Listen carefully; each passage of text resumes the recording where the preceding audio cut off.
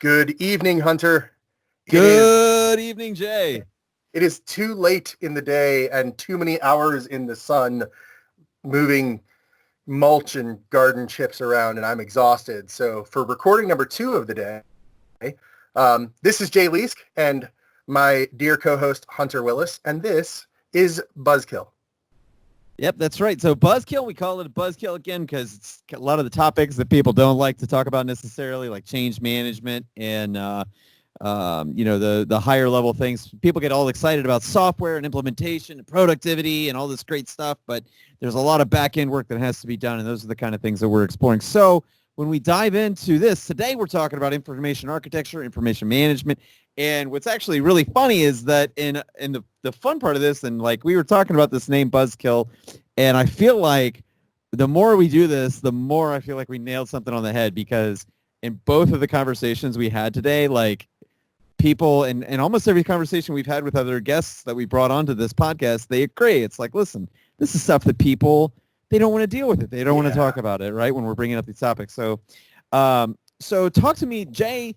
For me, information architecture, information management, this topic, super, super important. I feel like it's a baseline where for any kind of collaboration system, information sharing, data storage, all this kind of stuff, the real reason that we're using the cloud, right, for productivity and, making sure that people can access information, the way that it's stored and where it's stored from a virtual standpoint, super, super important, not just because things need to be easy to find, but also because users need to know how and where to access stuff and where things need to be secured or not, right? Like in different locations virtually within different environments, right? Yes. I'm sorry, I'm totally breaking the fourth wall because I feel like I'm listening to the conversation we just had all over again, but please keep going.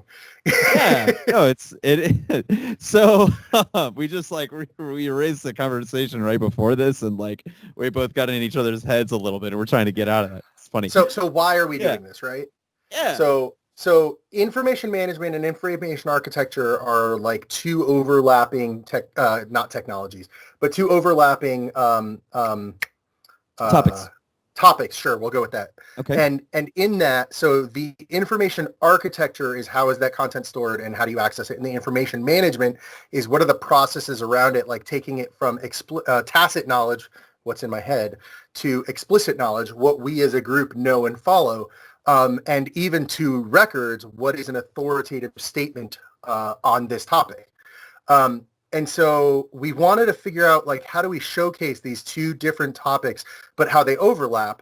And so what I'm really excited about today is, as you mentioned, we had two conversations, one with a good friend of both of ours, Erin Glenn out of Richmond, who works at the Goodwill of Central and Coastal Virginia, which, funny side note, I think it was goodwillofvirginia.com or something like that, but it's Goodwill of Central and Coastal Virginia from an organizational perspective. I thought that was interesting. And then you had a conversation also, and I wasn't able to join. Tell us a little about who you spoke with. Yeah, I spoke with Matt Barnes. He's a IT admin over at SOAR 365, which is a nonprofit here in Richmond doing all sorts of great work in the community. And he kind of touches on that in the beginning of the conversation too. So it was a really, really great conversation about a little bit of both of what we just talked about, but a lot more on the information management side of things too. So, cool. Yeah. Well, let's jump into the conversation with Matt first, and then we'll come back to you, my friends. All right, great. So everybody, hang on to your seats, and here's Matt Barnes and I talking about information management. I really meant this to be the break. I'm sorry. So, all right, great. So thanks, Matt, for joining us for this. And so first off, this is Matt Barnes. He's a friend of mine, and we've gone over a lot of the ways that he's set up his environment for the organization he works for, which is SOAR 365. So, Matt, why don't you tell us a little bit about yourself first, and then just talk about some of the things that SOAR 365 does, and then we can kind of continue the conversation. Sounds good. I'm Matt Barnes. I work for SOAR 365. I'm an infrastructure and operations manager. SOAR 365 is an organization that provides life-fulfilling opportunities for people with disabilities. SOAR 365 offers a range of services from summer camp experiences to pediatric therapy services. We employ many people with disabilities in a wide range of positions that provide services in the community. We have a business development team that's always looking for opportunities to put people with disabilities to work. For many people, a life-fulfilling opportunity may mean doing meaningful work and having colleagues who rely upon you, having a reason to get up each day and work to go do.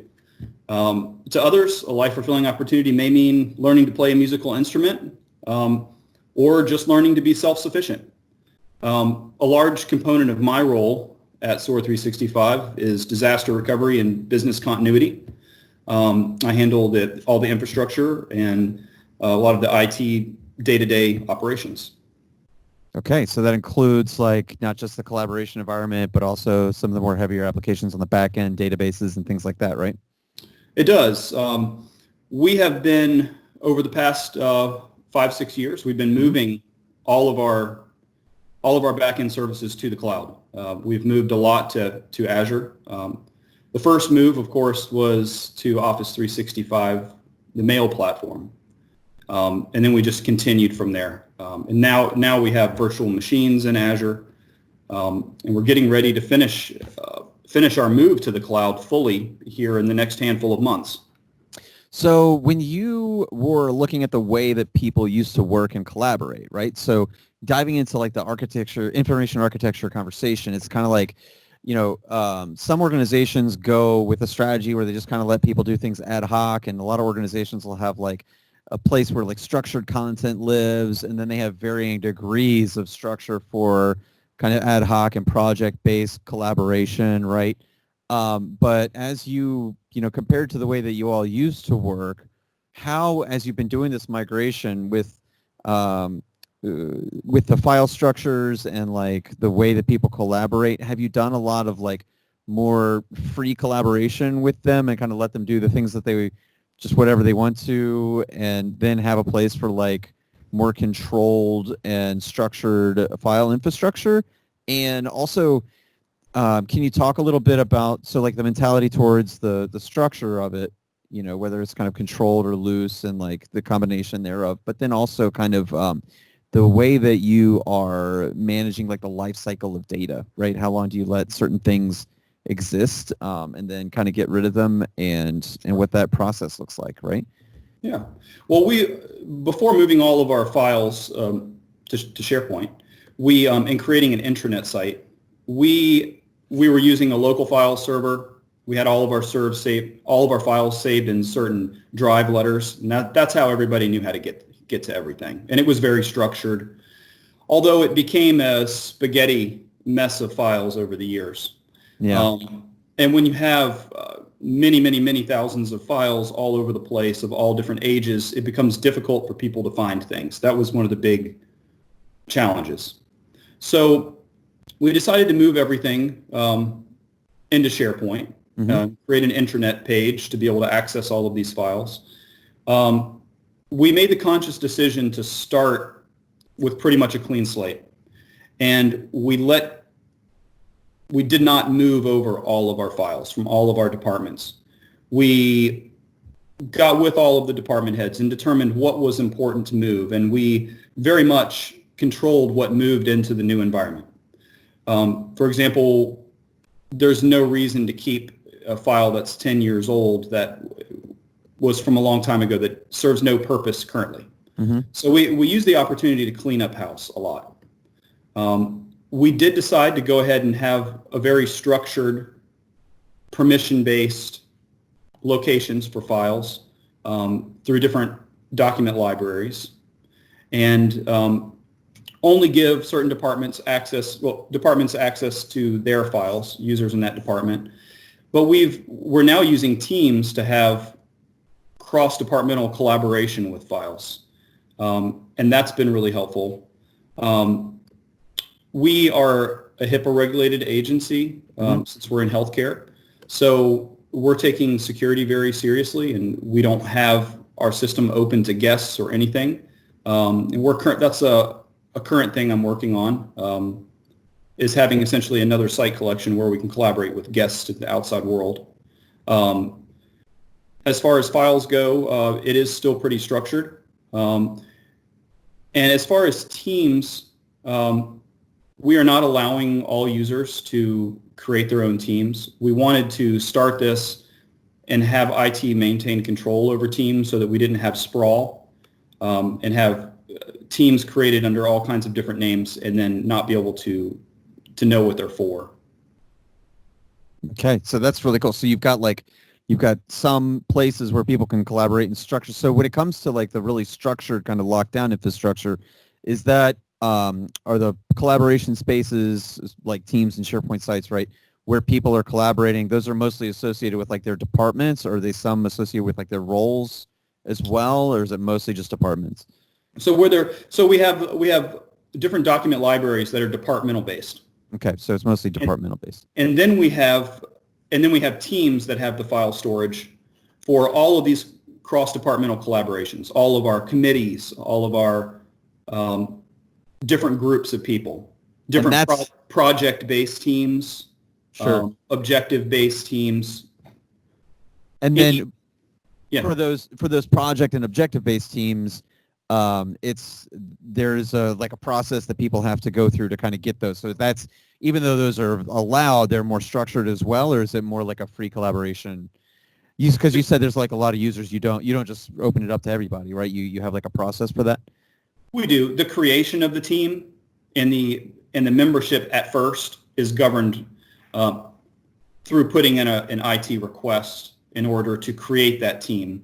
And then we assign someone else who owns the team to have ownership of the team, and then we work with that person to make sure that they know everything that they can do within the team.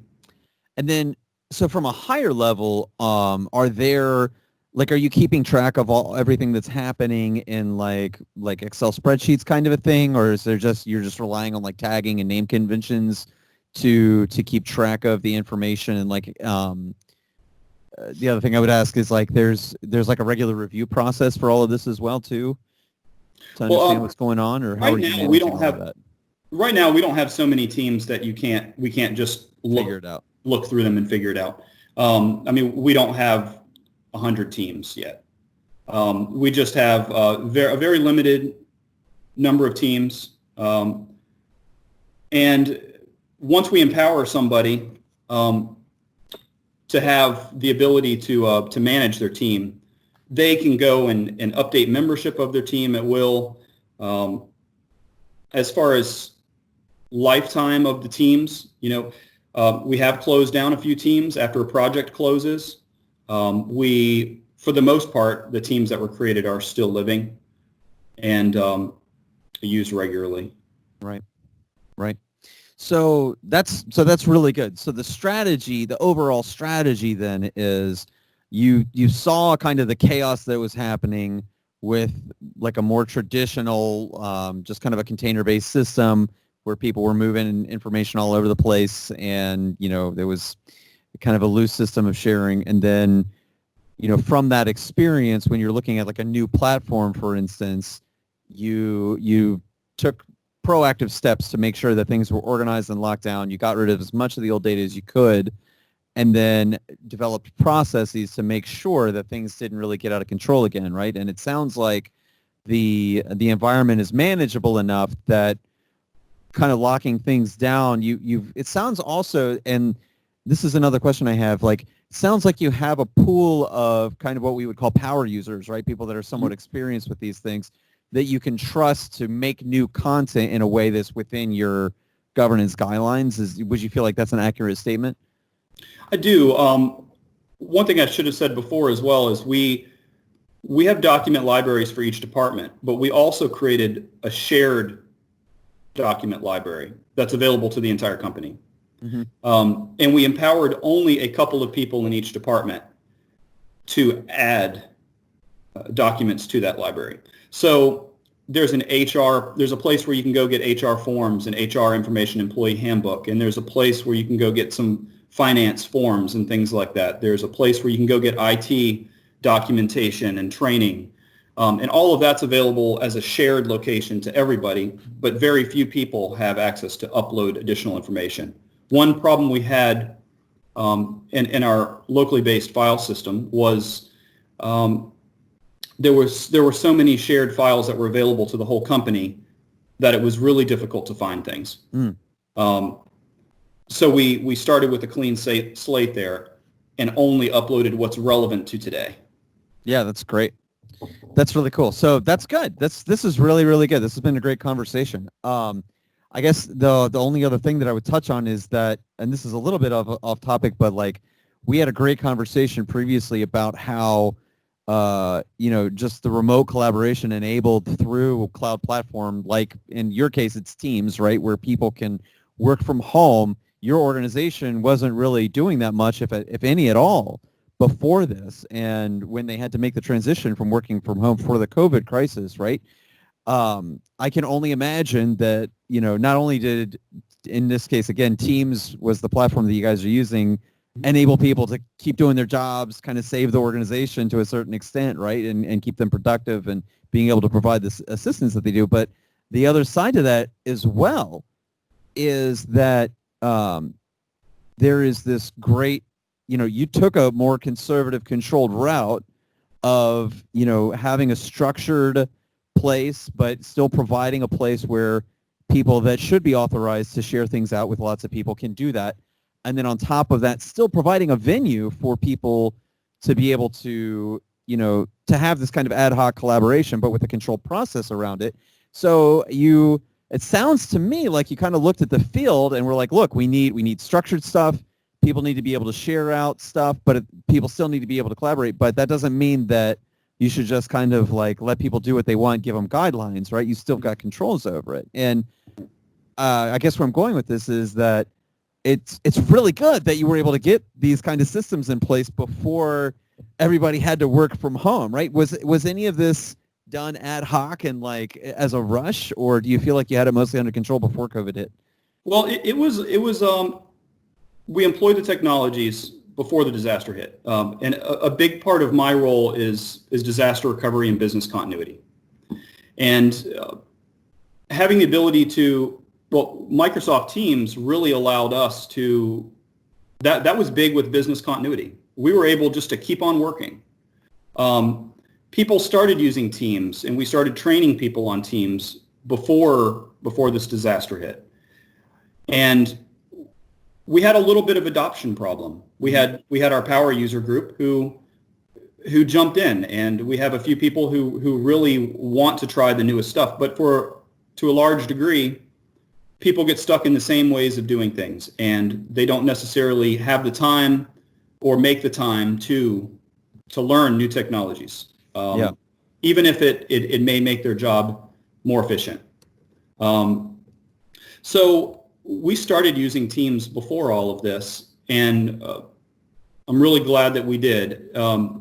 When we had to move home, and we've had a mobile-first strategy for a few years. We've been replacing computers with laptops. So really, when all of this happened and all of our admin staff started working from home, it was really just a challenge of getting better user adoption of the tech that we already had. That's great. And when people were at home and they had no choice but to try this new tech, they really adopted it very fast. And I'd say we have 100% adoption of Teams now. We have all of our admin staff using Teams every day as the primary means of communication, and having meetings and one-on-one communications. We have been using a lot of it, and that goes to business continuity. Teams allowed us just to continue on working. Business unusual, but just kept on going, and it's really been a huge help.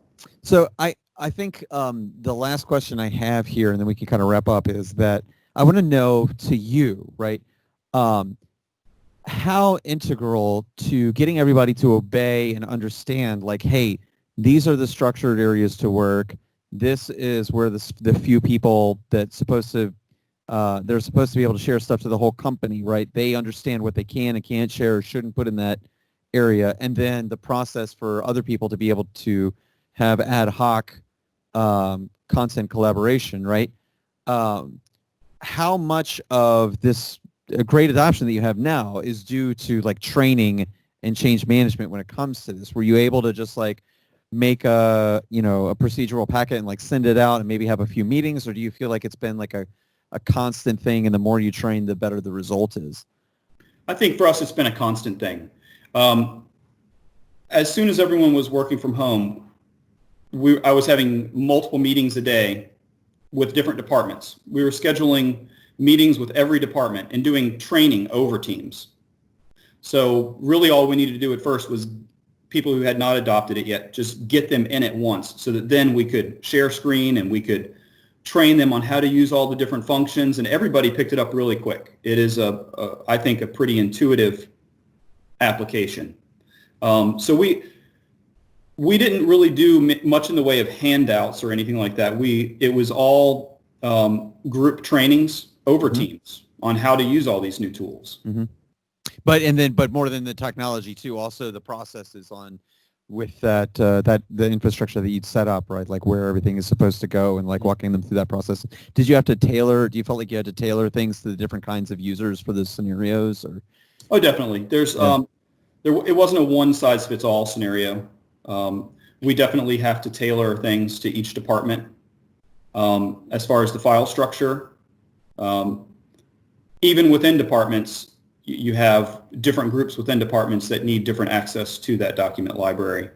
So we weren't able to be as controlled as we originally planned. We started out very controlled, and then we ended up giving more and more control to the users of where they put things and how they manage their permissions within their document library. Sure.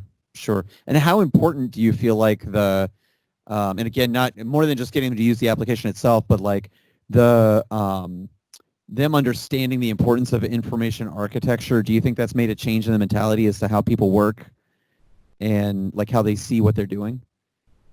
I think most people a lot of people, we also started using OneDrive at the same time. Mm-hmm. So OneDrive became the place where you put all of your files that you're working on. We have been able to train everybody to not store files on their local machine, to use their OneDrive, and then use their department files for things that are for the entire department.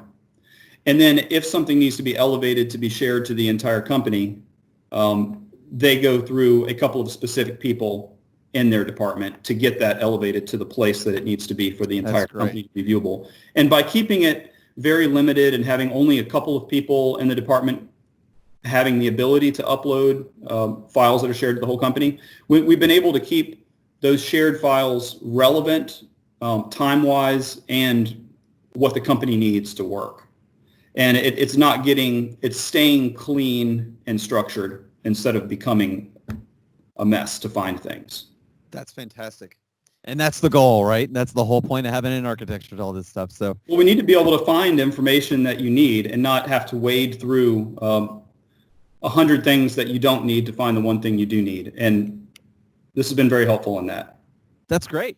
Well, I hope this information will be helpful to the people listening. And Matt, we really appreciate you popping on the call today. Thank you so much for your time and for agreeing to do this with us. And again, I'm Hunter Willis, and we run this with Jay Leask. He couldn't be on right now, but Matt Barnes, we really appreciate you. And we'll see you around. If you want to say a last word, you can, Matt.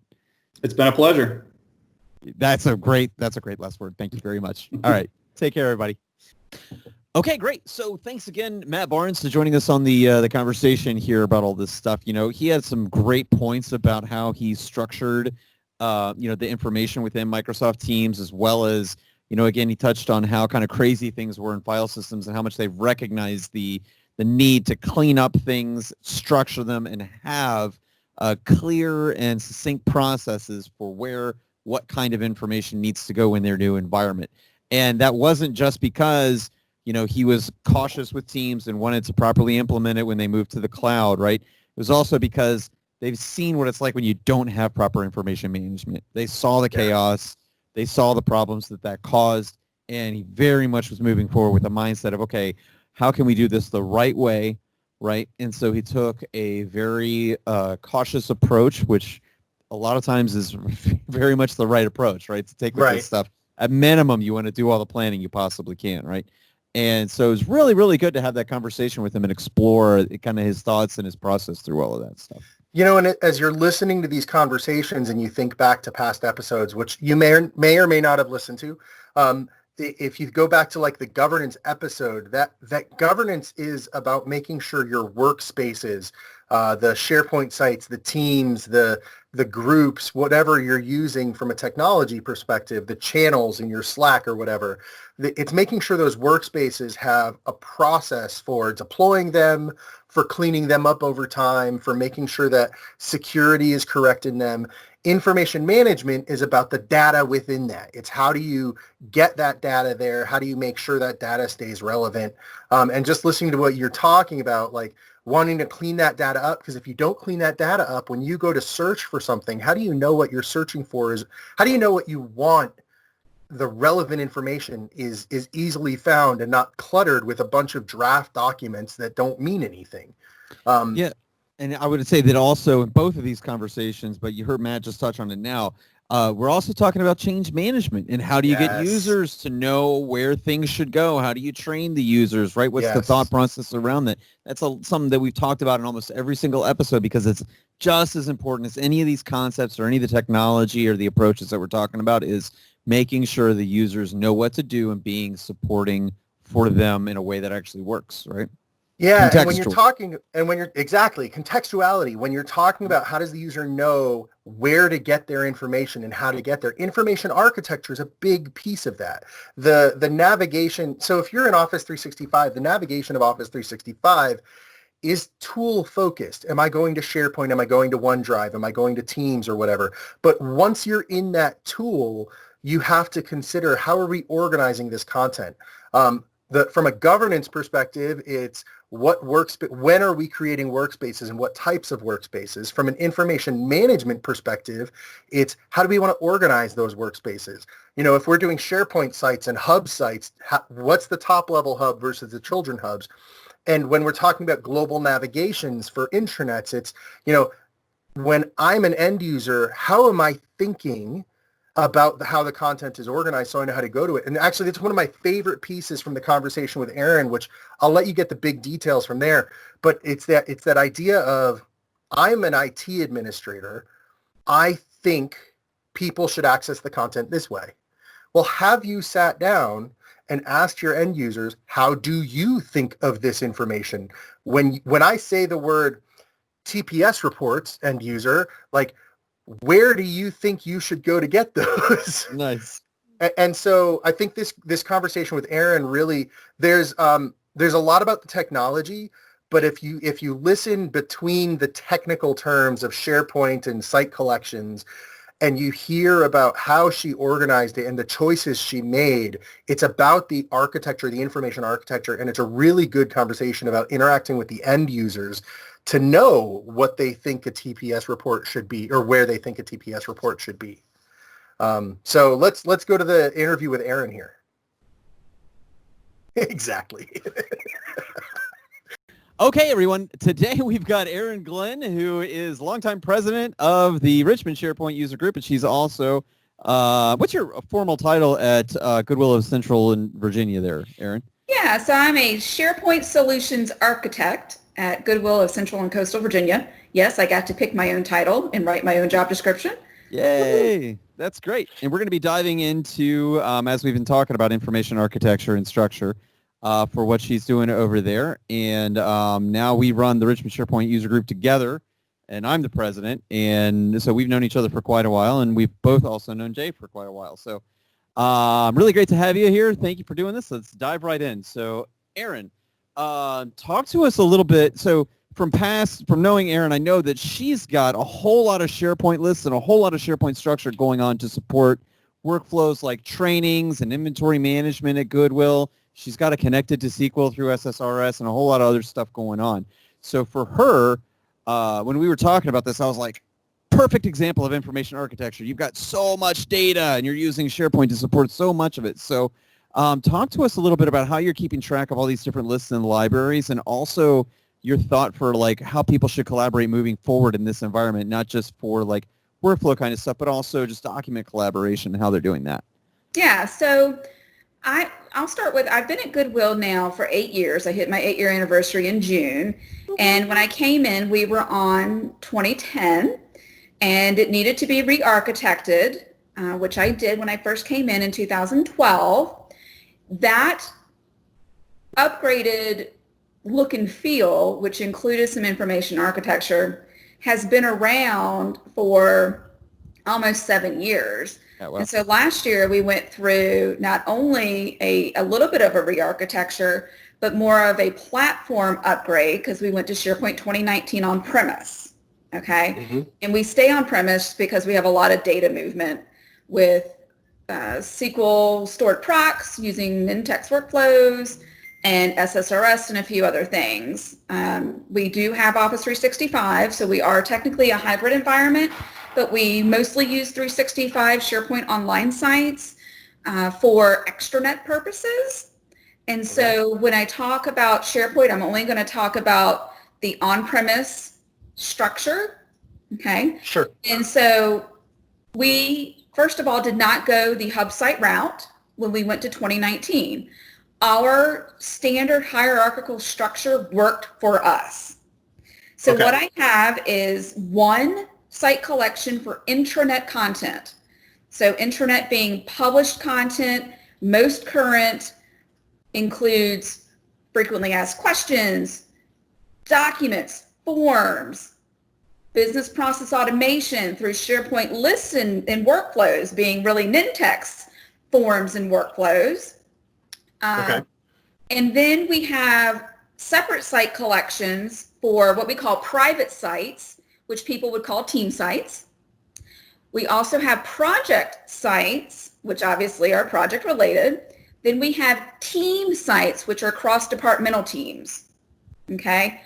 Everything except an intranet. So all those other site types, project, teams, and private, are all vanilla SharePoint, meaning no branding, and it's more loose when it comes to permissions.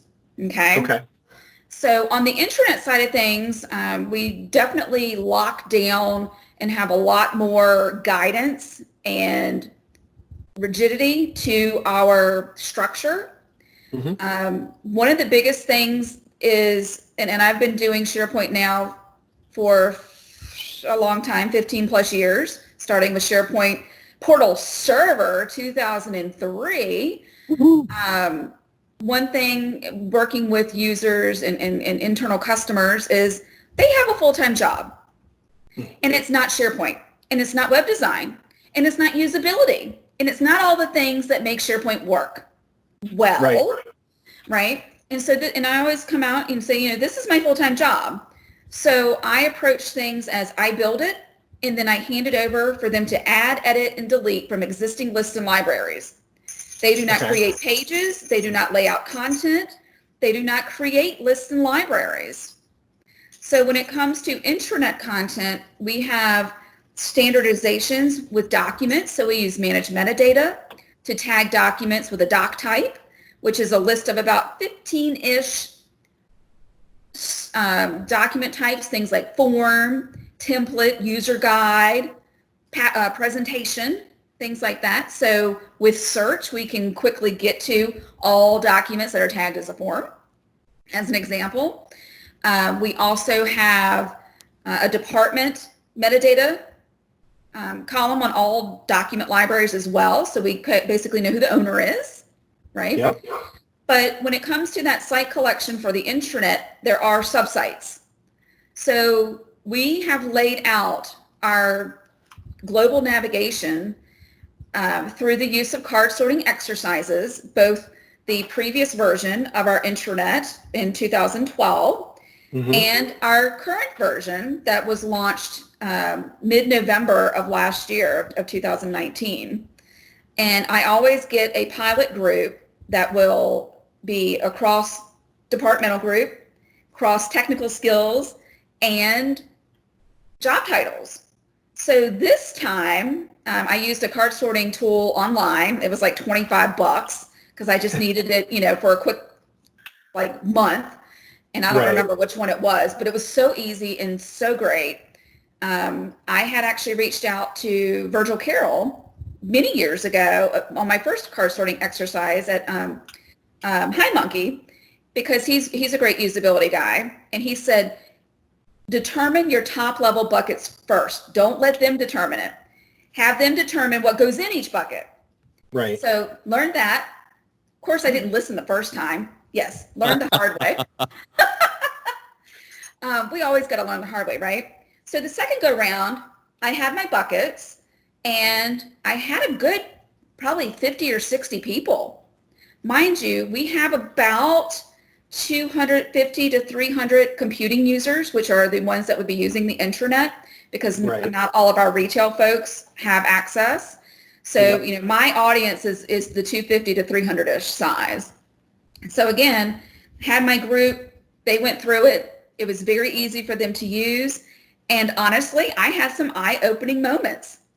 I would not have categorized things the way they did. Yeah. I mean, really eye-opening moments. I'm like, oh, well, this goes under our people, and this goes under our people, and this is under resources. And they're like, yeah, no. So I went with what they said, because, that's my audience, right? Sure. These are the guys that are using it. So, and with that comes along communication, right? And change management. Yep. So number one, because we did a migration, we had communications around where it was, where it is now, had a graphic of the current hierarchy navigation structure. But also for our new hires that go through technology training, there is an overview of our intranet, and the trainer hits on some high-level areas to kind of get people familiar with the content that's available. So that's part of that training and awareness and change management as well. And so when it comes to that information architecture for us, it's really about understanding the audience and making sure that they are trained and aware and can ask the questions they need to ask. That's great. Because everybody thinks differently. Yep. Right? Yes. So with that structure, again, I have the subsites for the intranet site collection, and that helps me determine lists and libraries that are associated with the subject. Mm-hmm. So as very typical, or maybe even atypical of an intranet, we have some department labeled sites. You have technology, you have HR, you have marketing. However, most of them are topic driven, right? Because you want to call it what it is and call it what the content is.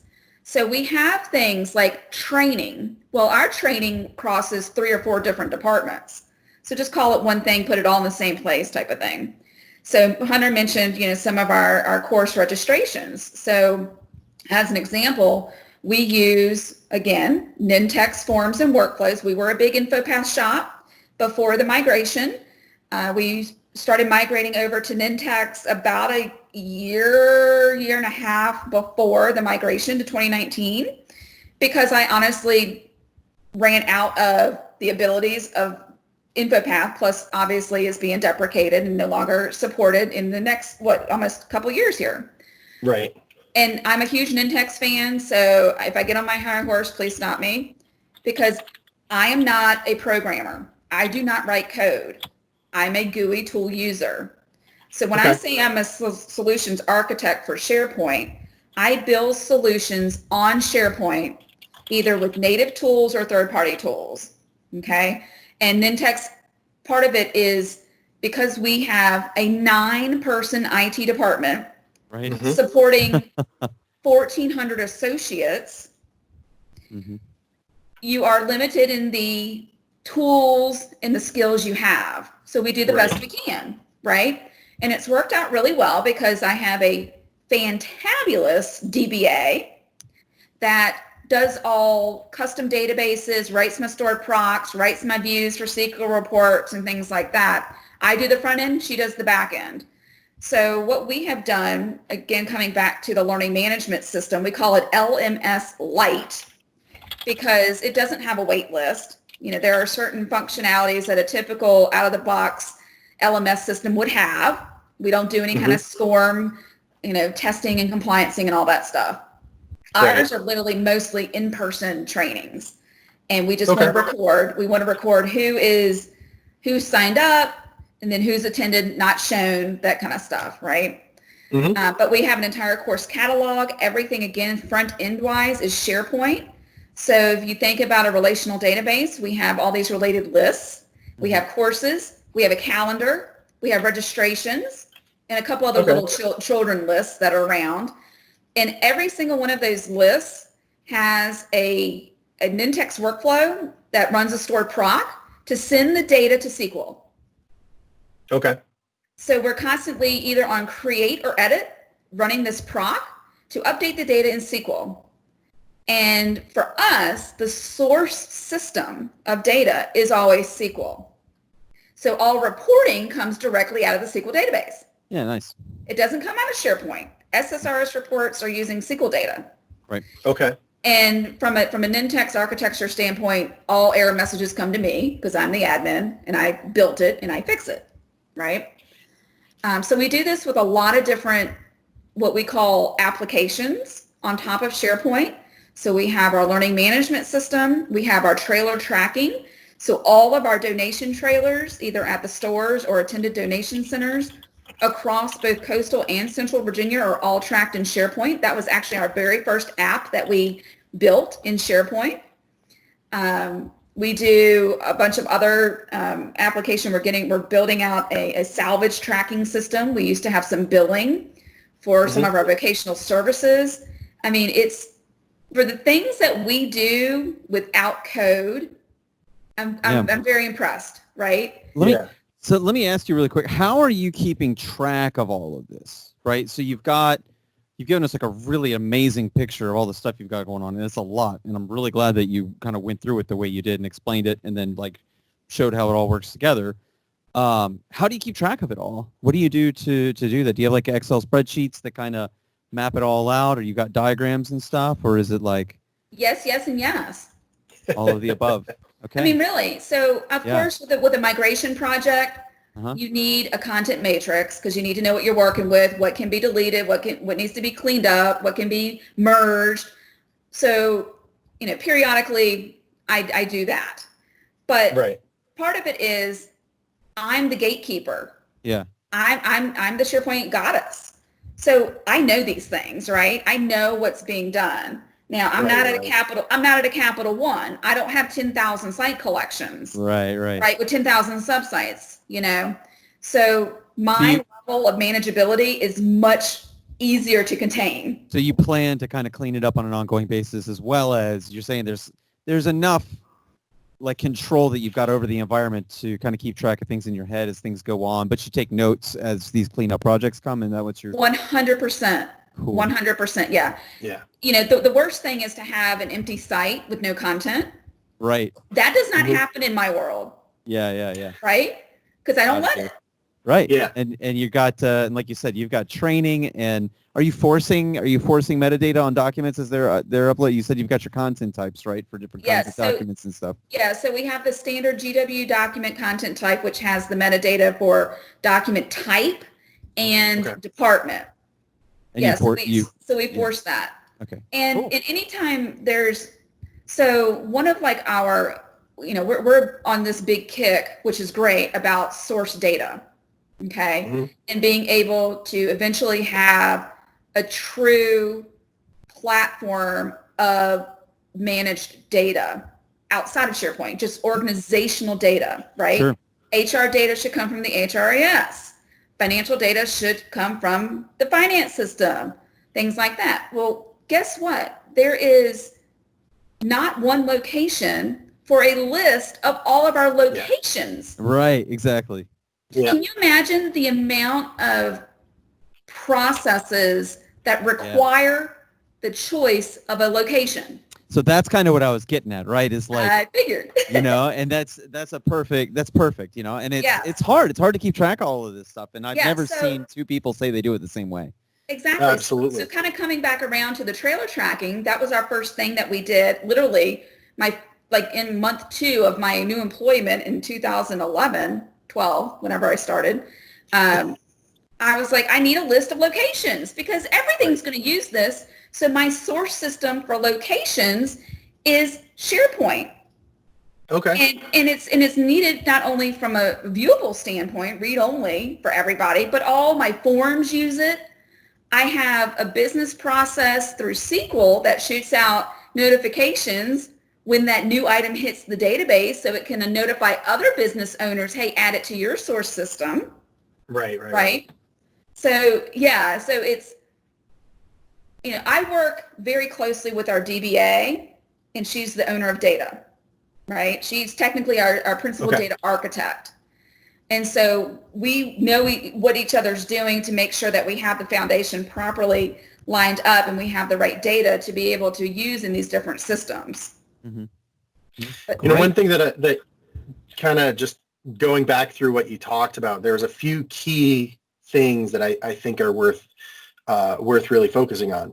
One is the fact that you worked with your stakeholders to figure out how do they need to access this information in your system.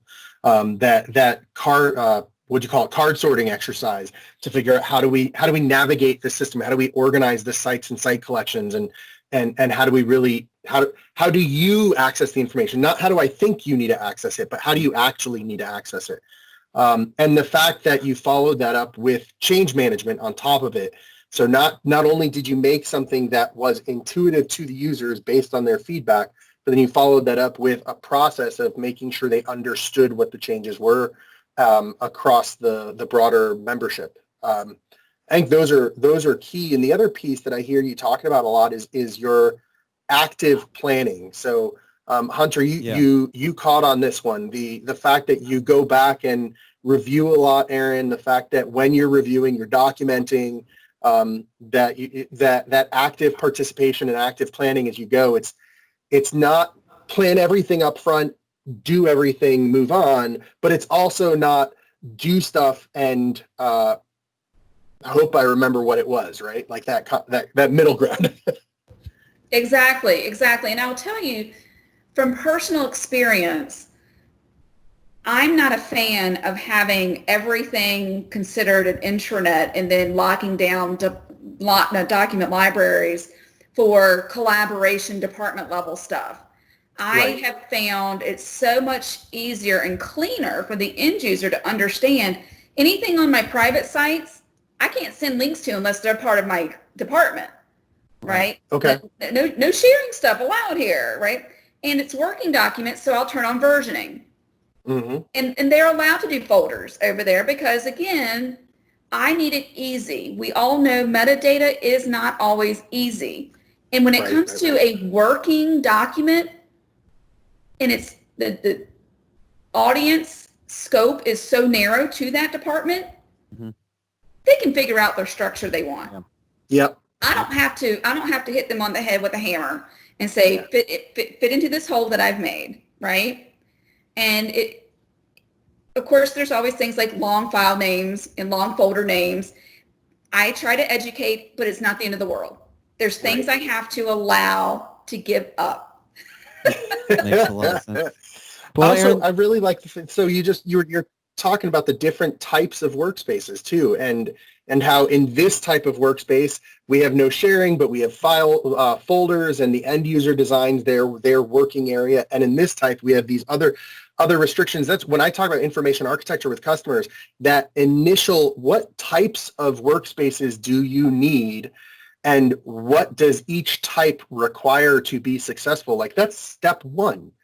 Before we actually design what we're going to call it and before we design what SLAs we're going to give to our customers, understanding that base piece is huge. So that's awesome. Thank you. Yeah, it's how do you work, right? Yeah.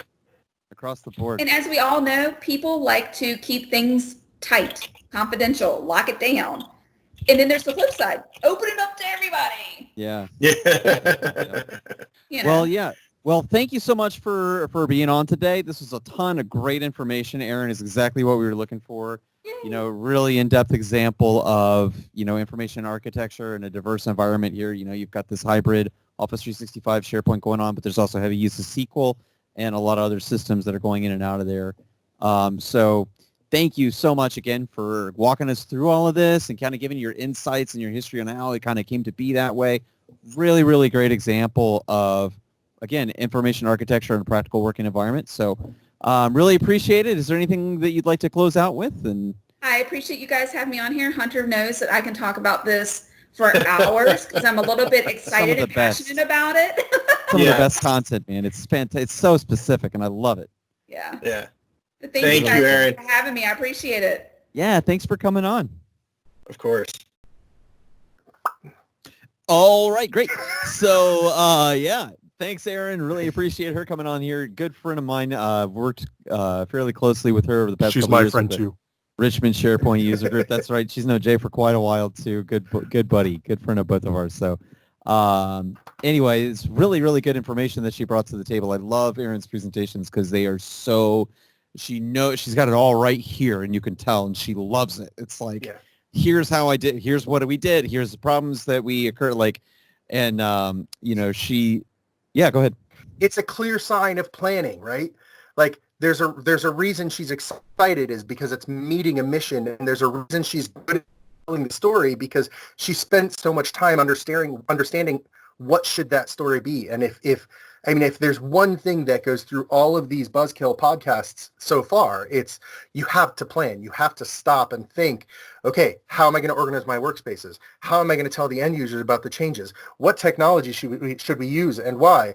How should we navigate to those spaces? It all ties to that same concept, which is it's a foreign concept in IT. We plan for how much time am I going to need to do the server install, and how much time am I going to need to update the software, and how much time should a PM have to manage the project and a QA person to test it. But we don't really have the ability, and this isn't a lack of skill on us. This is a lack of funding and resources, time. Resources, yeah, that we don't have time to do this planning. And that's why it's a buzzkill, because it's so important and it helps us get so much further, but it's always the last thing on everybody's list.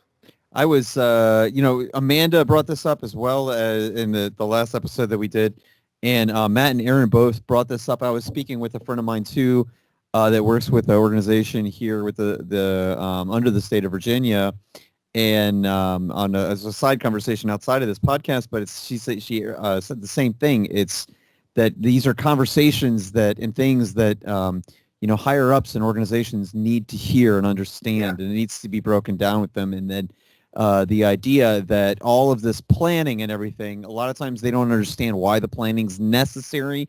They want you to just turn it on and roll it out, and that's their requirement.